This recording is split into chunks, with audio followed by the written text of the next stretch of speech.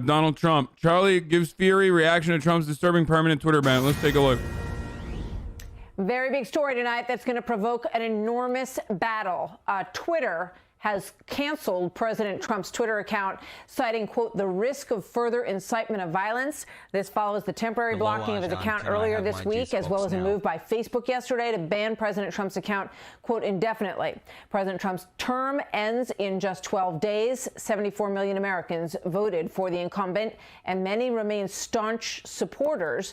So what is the impact of the past couple of months, and can he rebuild after this week? Veteran political reporter Mark Halpern wrote this today. Trump has turned himself into a smaller king on a smaller hill, but he is for now still the king of the most important hill for tens of millions, and no one else in his party can say that. Here's the president in his 2 taped appearances this week. 2 months. I know your pain.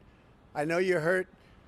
We had an election that was stolen from us. It was a landslide election, and everyone knows it. I know you are disappointed, but I also want you to know that our incredible journey is only just beginning. Victor Davis Hanson, senior fellow at the Hoover Institute. I was thinking about the things that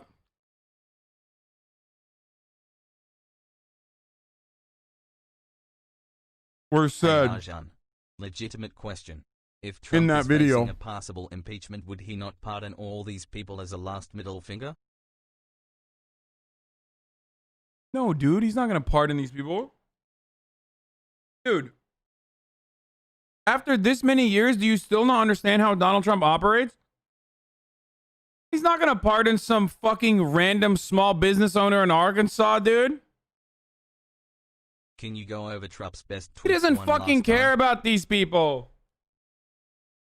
He's not going to put himself out there for some... I mean, he loves loyalty, so he might actually symbolically pardon like one fucking person, maybe.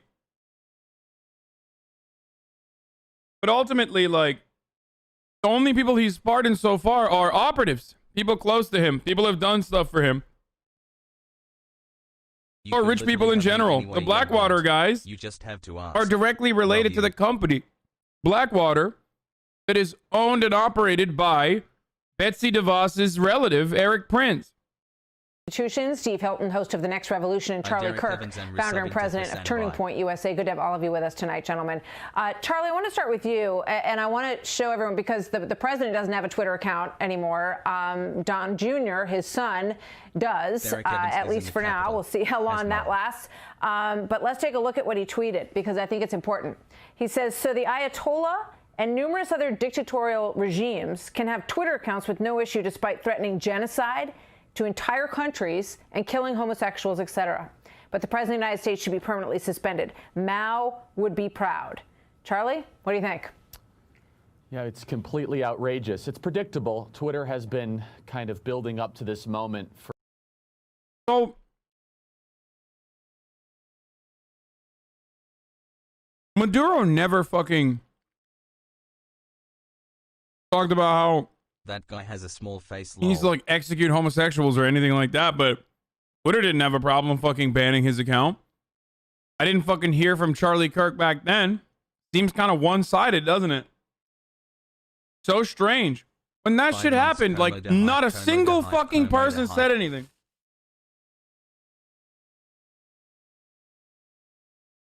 Not a single person, not like the Republicans, not the liberals. They didn't say shit. What's up? Happy 3-month anniversary of me paying you to entertain. Kind of weird. Been here for longer, but was poor.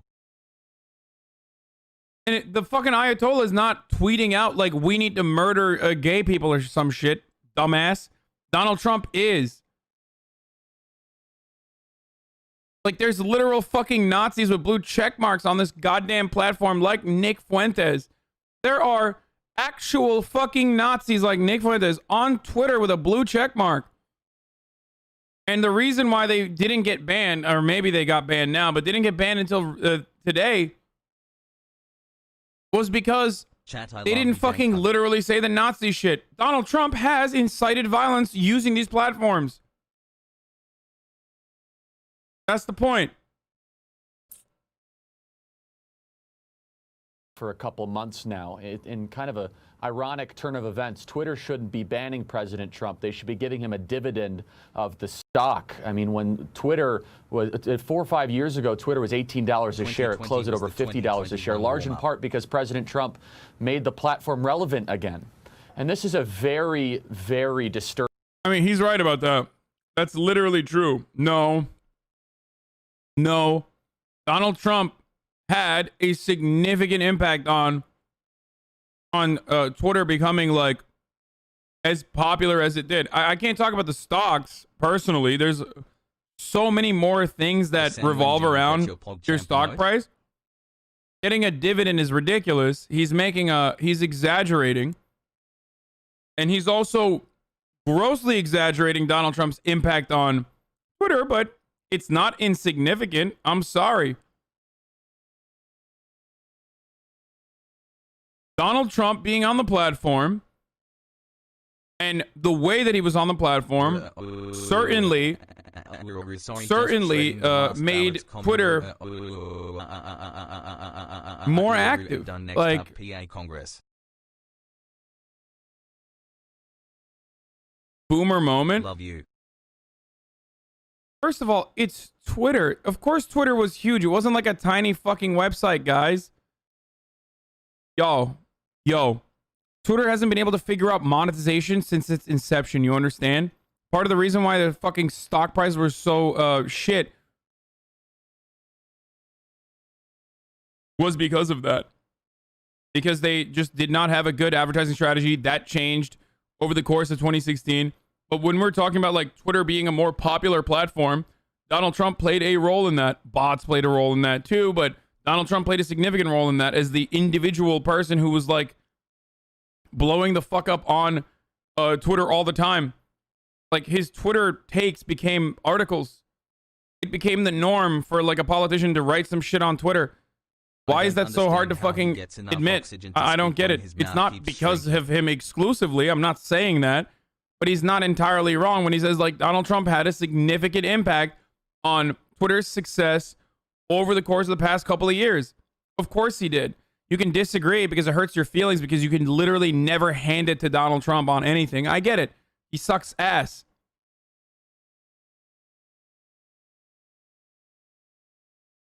But this notion that like Donald Trump did not have a significant and long-lasting impact on fucking Twitter usership and Twitter activity is so dumb.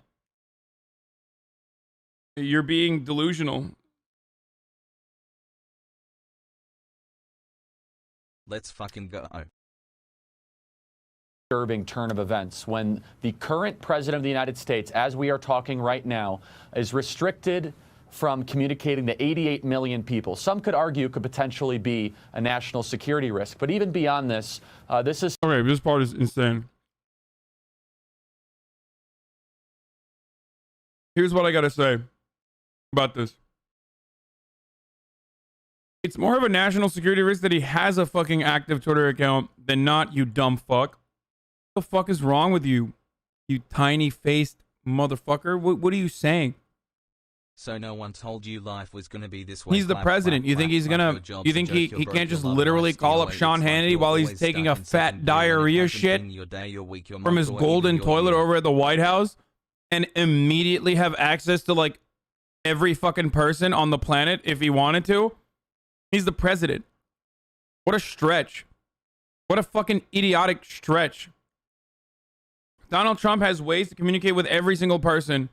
What if Trump doesn't in infinitely more significant and successful ways than the average American citizen? For the first time in his life, he was treated like a normal human being. And that's why he got banned. Because he kept violating the fucking rules in a way that literally did threaten national security. This is something that the left has wanted to do for quite some time. They are using the events that no one is supporting in any form whatsoever from a couple days ago as an excuse for a massive censorship campaign that I'm afraid is not going to stop. I'm currently up on Twitter right now. I hope to continue to be, but this seems to now be a out-of-control pattern from the masters of Menlo Park that want to silence disagreement, and they got the big one. So Steve Hilton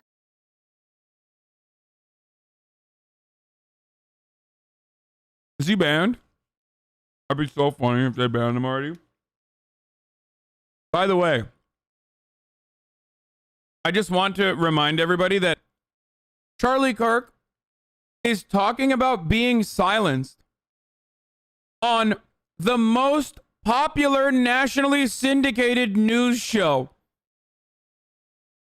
Like, the thing that I will never be, it's like me saying I'm being silenced because, like, I can't go on CNN. You know what I mean? Like, if I said that, everyone would be like, dude, you're ridiculous. Like, of course you're not gonna fucking, you don't have a right to be on CNN. So, like, he has a much larger platform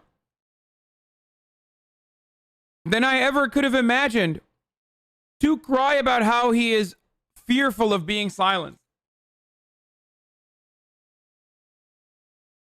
The irony is incredible. Small face, small brain. It's great.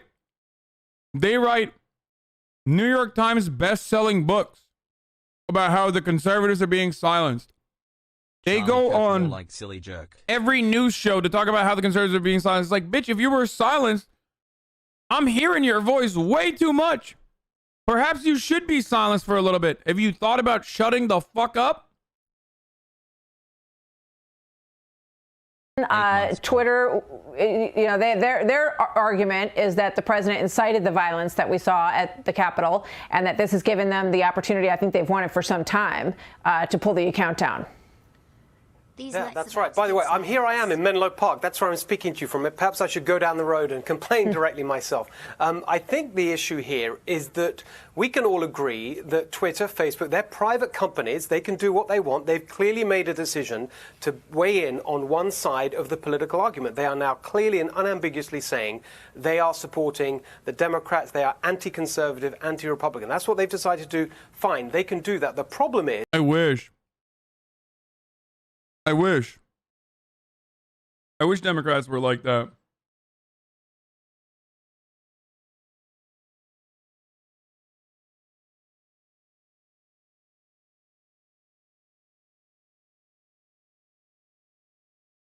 They are anti-conservative, anti-Republican. That's what they've decided to do. Fine, they can do that. The problem is when there's no competition, when they have a monopoly over information. That's why I've argued for a long time now that we need to break up Facebook, not just do the Section 230 change that now people have come to a consensus around, but break up these companies so there's competition. Capitalist nation. Wait, there's no consensus on Section 230.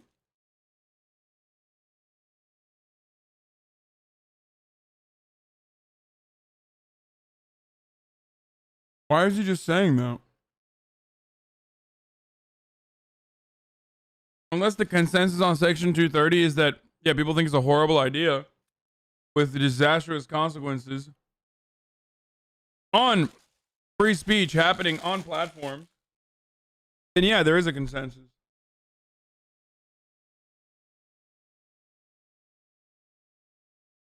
And therefore, in a way, the more disturbing story today, I think, is that Apple is saying to Parler, which is an alternative to Twitter that people can use, conservatives can use, Apple is saying to Parler, we're going to kick you off unless you do what we want in terms of censoring conservatives. Now, that is...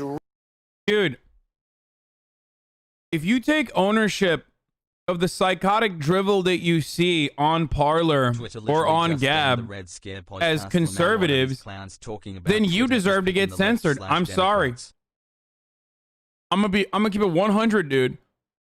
Like, no one is asking you to take ownership of literally what the fuck goes on in these websites where they're talking about how they're gonna execute politicians and shit. No one's asking you to take ownership of that as conservatism. As a matter of fact, this could be your one opportunity, your parachute, to just fucking pull the cord and be like, I don't know what's going on there. These people have gone too far. I just would like to have a small government. That's all I want. I think that the worst thing that could have ever happened in the UK is the NHS, and I never want it to happen here in the United States. That's why I'm here. Like, just say that. You don't have to be like, you literally don't have to be like MAGA Warrior 1488 that said Nancy Pelosi deserves to be executed is like the peak of conservative thought. Like, no one is asking you to take ownership of that statement. Everyone is literally expecting you to do the bare minimum and say that's bad. And yet these motherfuckers consistently do take ownership of that and go, wow, these people are banning conservatives. And then you take a closer look. What are the conservatives saying and doing? Oh, shit. It's not like they're talking about how we need tax cuts for the wealthy, which is conservative ideology. They're literally talking about executing people or like doing what happened again, but with more guns. Like, why? Why? And then they get mad when you call them out on it, when you're like, well, dude, you're taking ownership of a bunch of these Nazis. Okay.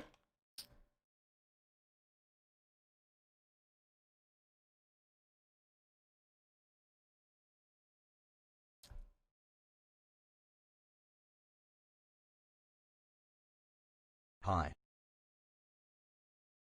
Hold on, I found a real freak. I found a real freak in the wild. I'm sure he'll spam it again.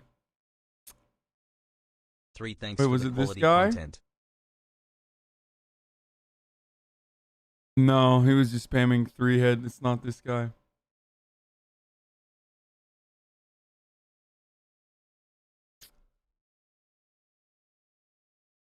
Really frightening. The answer to all of this is competition, and we mustn't allow Apple or anyone else to crush it.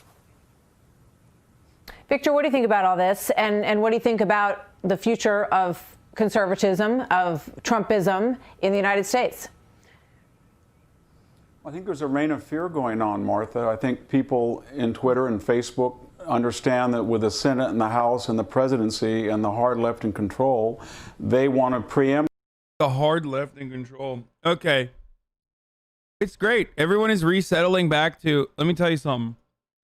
This is everyone resettling back to the age-old narratives that they're comfortable fighting, the battles that they're comfortable fighting. You feel me? We're back. I'm thinking I'm back. You know, they're going to say like Joe Biden is a communist. Marjorie Taylor Greene got Trump supporters to dox Twitter themselves. is on, they're going to say things like Twitter is on board with Joe Biden.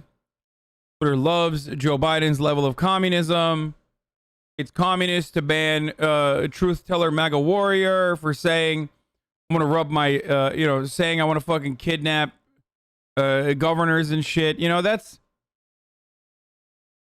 it's just cool stuff. It's just like cool old school stuff that we all know and love and have argued on endlessly over and over again on the internet. That's basically what it is.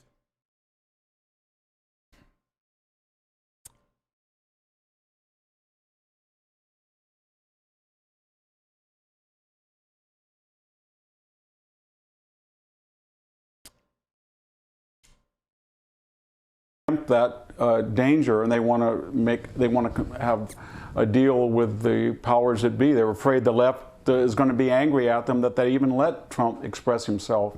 The bigger irony is that these issues were adjudicated in the 19th century when we said that railroad companies and oil companies, they were private companies. I love that they're talking about trust busting, though, for once. That's cool.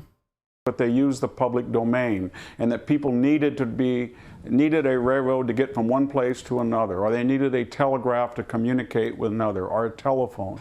And we decided that these were public utilities, and we had public utilities commissions. And then these companies came in and they took over that role. You communicate through these new public utilities, except they're not public utilities.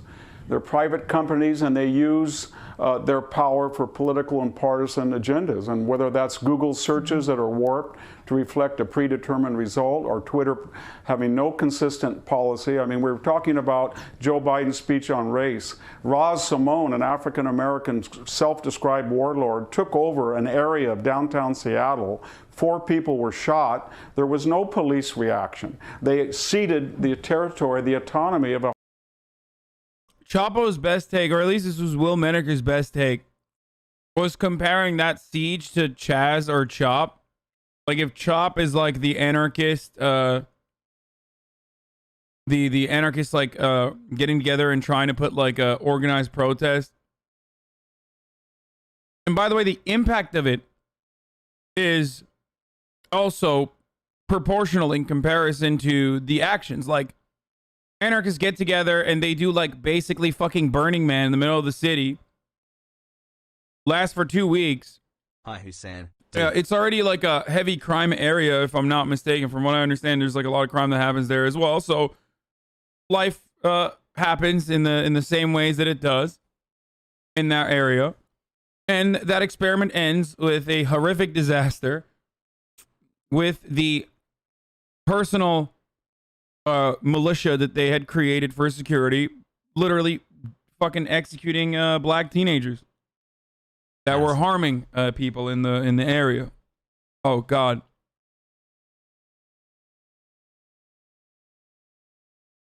So I'm effing again.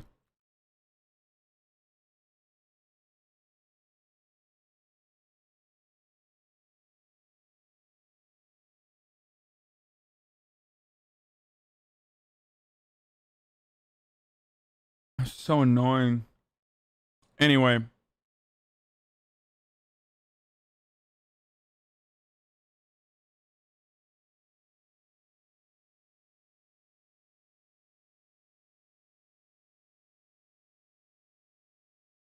So effing means when your broadband, when your fucking stream is falling apart, when your stream drops, Hassle. basically, because when your stream drops because you're not getting enough upload speeds, it means it's dead.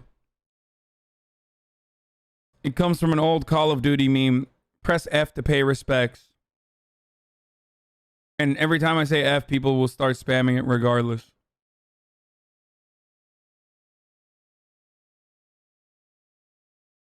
So now F means like someone died.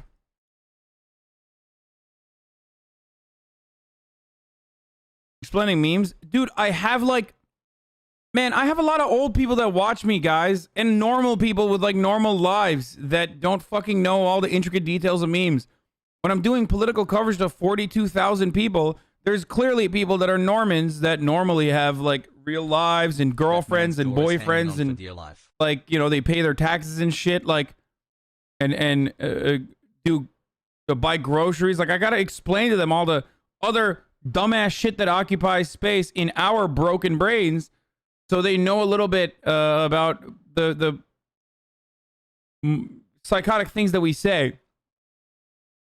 Like, if you don't know Twitch speak and you come in here and you're like, I need to understand what this guy is saying, but like, I'm having such a hard time. Like, sometimes I want to make it a little bit more welcoming for the Normans so that they stay, that they're not like, is he speaking in an English language or is this like a different language? I don't get it. And I feel out of touch. That's why I have the chat on screen. Because most people's chat don't look like this. They don't have the BTTV. They don't have Chatterino. They don't have Chatterino. They don't have BTTV. They don't have FFZ. They don't have these third-party applications to see the memes. So if they just look at their chat on Twitch, they're like, what the fuck? People are just like writing weird shit. Normans means normal people. All right, let's keep going. The whole downtown area to him and his followers. And did they suspend his Twitter account? I don't think they did. So, I mean, there's no systematic policy here, and it's not going to stand because this this sort of fervor that we're in now, this Salem witch trial mentality. Let me be honest with you once again. This is going to be brutally honest. Trump being banned from Twitter is not Trump being placed so I can't leave the house. in a unique category. It's Trump being treated like any human being, any normal human being. And the reason why Republicans are so upset is because they are entitled. They're entitled to getting this crazy treatment. And that's precisely why they're upset. Okay?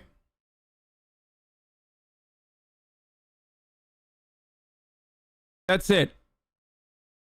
That's why they're upset, because they believe that they are entitled to special treatment.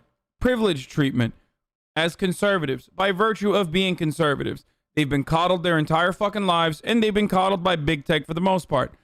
And that's it. So for the first time ever, Trump gets treated like a normal human being.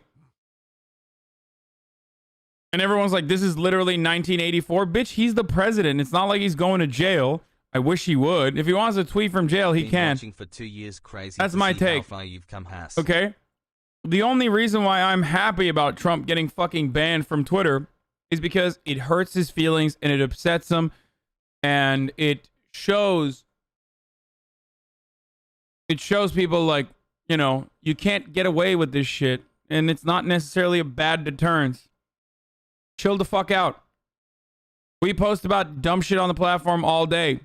Plenty of leftists have been fucking banned a million times over and come back with numerous sock accounts.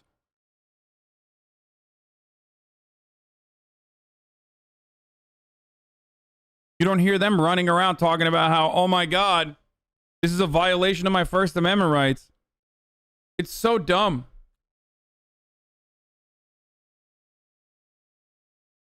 Any competition like, bitch, Trump got banned from all the media companies. Like, no, I wasn't talking about Destiny. To destroy people, to ask senators to quit, to cancel book contracts. There's a McCarthy-esque, scary smell to it all, and I think that people need to wake up and take a deep breath and say... Yeah, the McCarthy-esque scary thing is the literal fucking president being banned from Twitter, from tweeting when he's taking a doo-doo. Again, guys,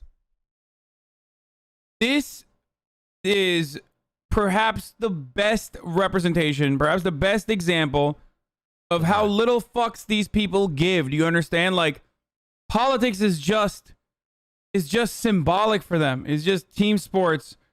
And, you know, their team wins and then the other team loses, or the other team wins and you lose. Like, if the peak political analysis, or like the worst thing you can do to someone as far as like taking away their freedom of speech is stopping them from tweeting out threats while an active fucking like siege is happening, and then making him suffer the consequences of his actions after many, many years of violations. If that's the peak of like the Red Scare, or if that's the peak of like, you know, more people died than Benghazi, an elimination of First Amendment rights, if that's your understanding of it, then you're crazy.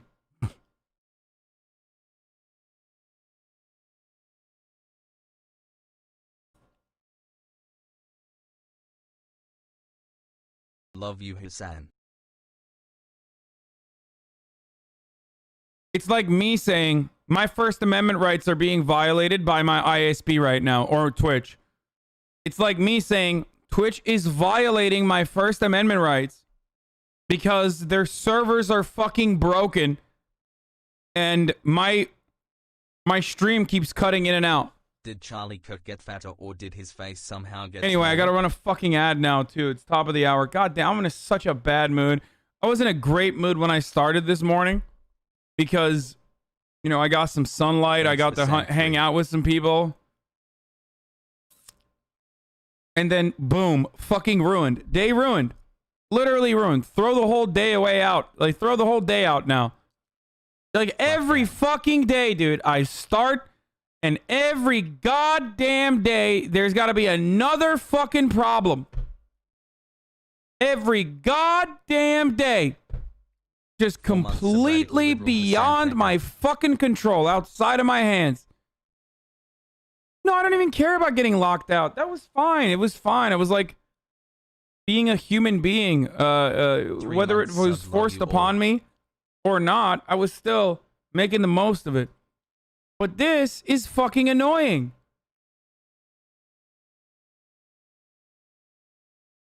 Bro, can you unban me please? I spammed MAGA Warrior after you said it earlier. I'm sorry.